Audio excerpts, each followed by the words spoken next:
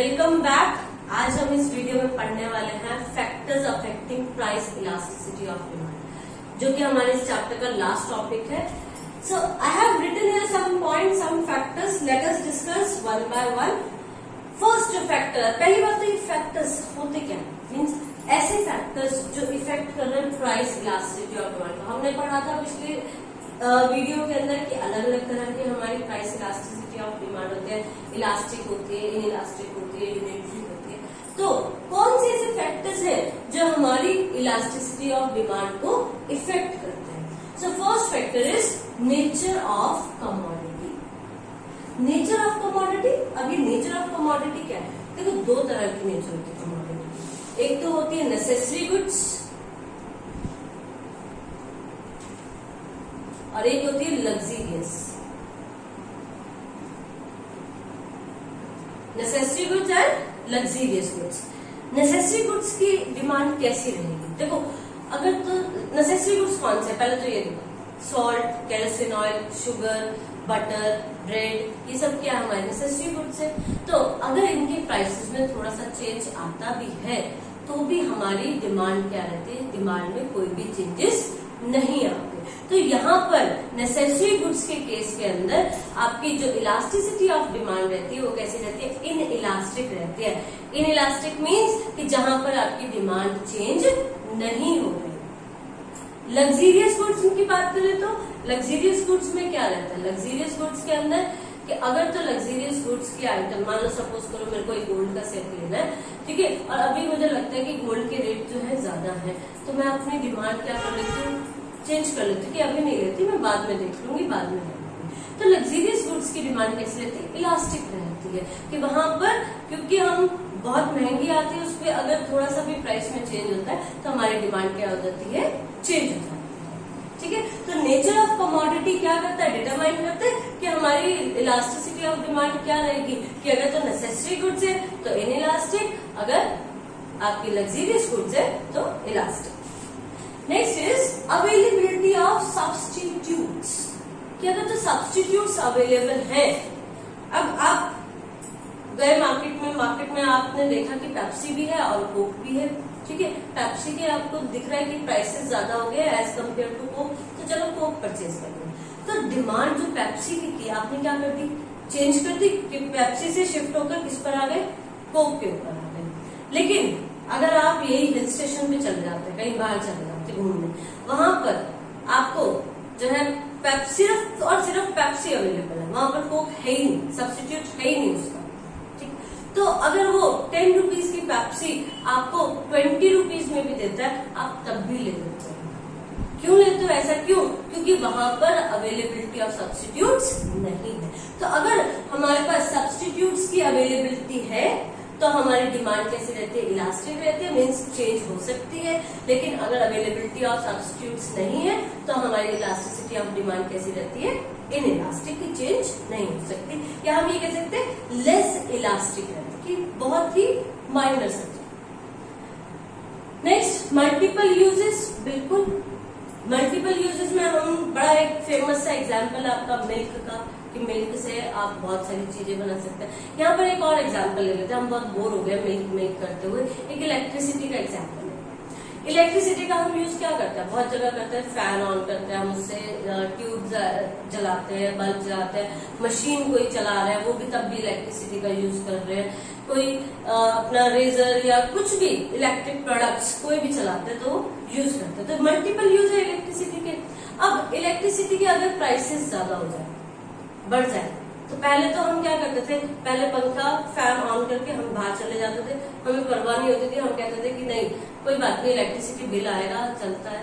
कई बार लोग geyser on करके भूल जाते हैं, उनको ऐसा लगता है कि नहीं चलो कोई बात नहीं, इलेक्ट्रिसिटी के प्राइसेस अभी कम है, तो अगर चल रहा है, चला भी गया, भूल भी गए, कोई बात नहीं। लेकिन अगर वो प्राइसेस गवर्नमेंट एकदम से इंक्रीज कर दे, तब सब ध्यान देने शुरू हो जाएंगे कि नहीं अभी इलेक्ट्रिसिटी महंगी हो गई है, तो इसकी जो है हमें जो खपत है, जो यूज है, वो कम करना होगा।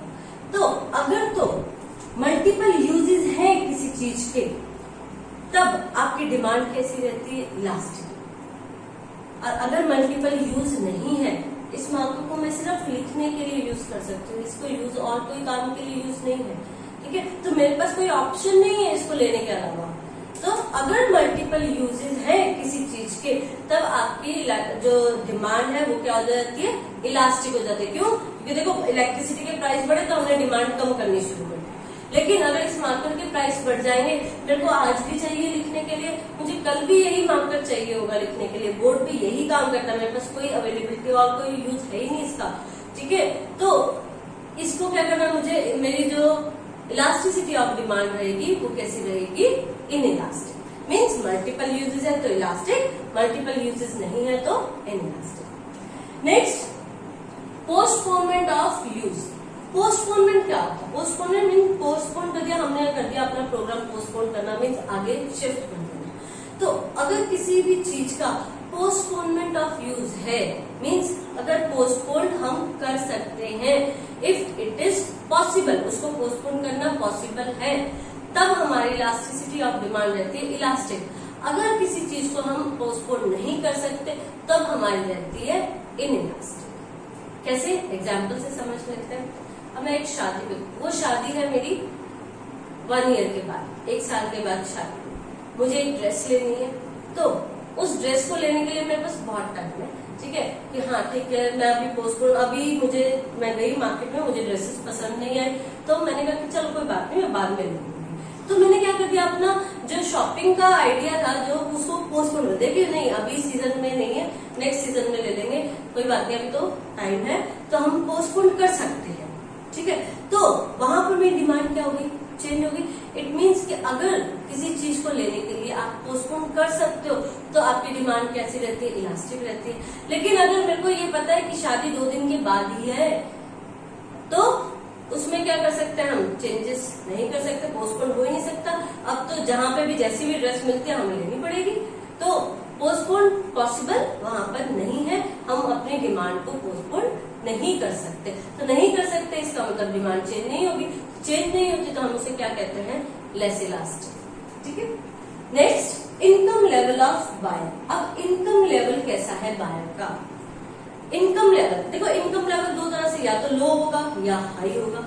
जिनके पास ज्यादा पैसा है, क्या वो परवाह करते हैं कोई चीज परचेज करने के लिए? खुद से सोच के देखो, वो कहते हैं अच्छा ठीक है 100 रुपए की चीज थी आप 150 की होगी, कोई बात नहीं 150 की होगी, हमारे पास बहुत पैसा है, हमने 150 की भी परचेज कर लेंगे।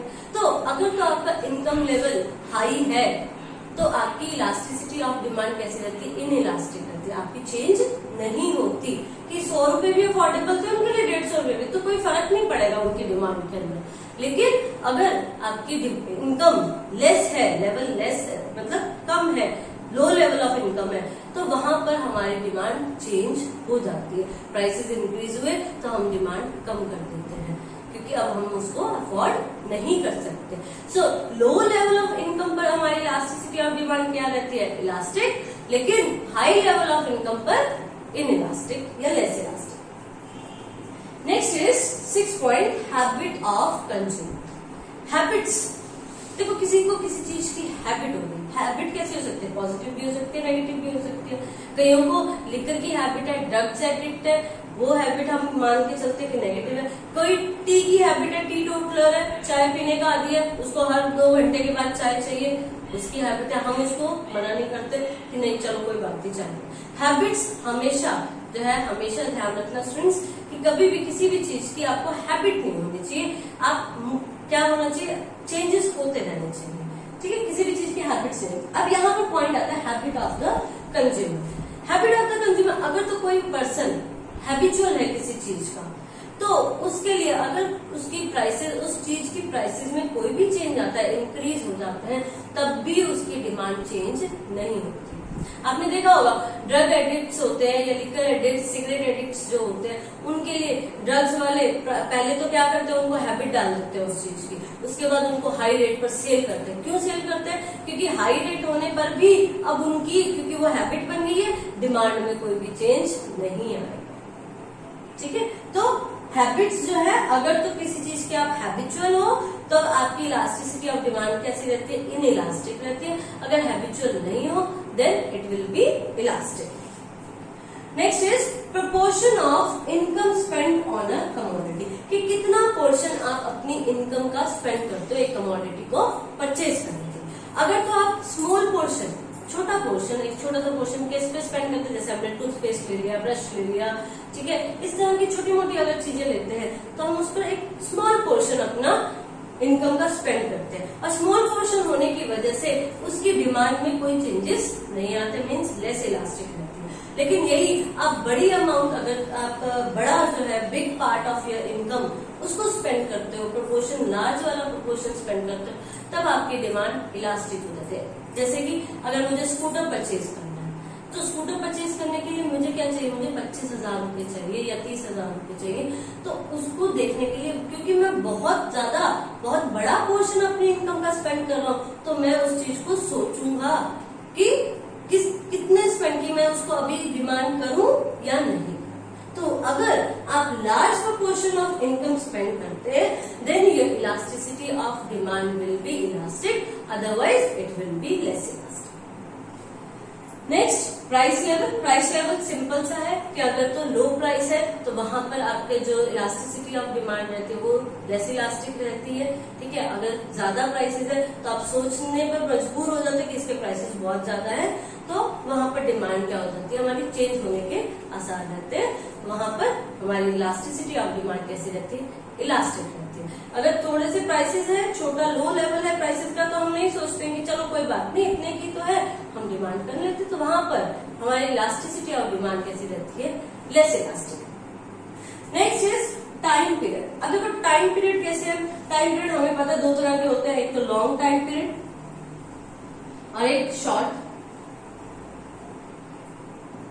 लॉन्ग टाइम पीरियड, अभी मैंने शादी का एग्जांपल लिया था, जैसे उसी से रिलेट कर लेते हैं इसको, कि अगर तो शादी में बहुत टाइम पड़ा, साल पड़ा एक, तो मुझे जो भी परचेजिंग करनी है उसके लिए मेरे पास बहुत टाइम है। आज नहीं मिला कल चली जाऊंगी, कल नहीं मिला मुझे मंथ के बाद मिल जाएगा, मंथ के बाद नहीं तो 3 मंथ्स के बाद मिल जाएगा। तो मेरी डिमांड क्या हो रही है, चेंज हो रही है, इलास्टिक रह रही है। तो लॉन्ग टर्म के अंदर आपकी डिमांड कैसी रहती है, इलास्टिक। लेकिन अगर शॉर्ट टर्म है, मीन्स परसों ही शादी है और मेरे पास कोई ड्रेस नहीं है, कोई ज्वेलरी नहीं है, तो मैं अभी भागूंगी मार्केट और अभी के अभी चाहे जितनी मर्जी महंगी मिल जाए मैं लेकर आऊंगी। तो डिमांड में वहां पर चेंज नहीं कर सकती। तो यहाँ पर कैसी रहती है हमारी, इलास्टिक,